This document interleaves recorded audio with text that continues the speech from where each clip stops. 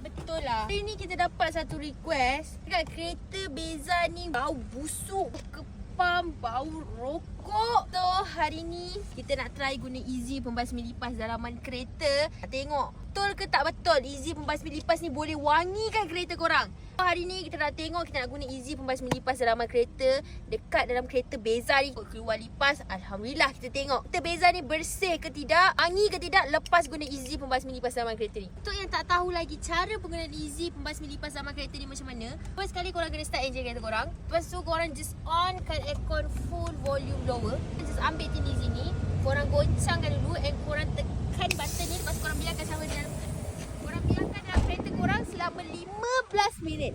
Lepas 15 minit, kita tengok hasil dekat dalam kereta Beza ni macam mana. Bau apple tu.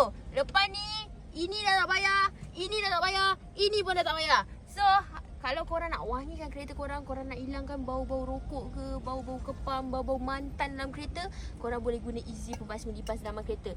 Sebab Easy pembasmi lipas dalam kereta ni ada bau apple. Okay, ada bau apple. So, korang Beza ni lulus. Bersih, tak ada lipas, tanpa gangguan lipas.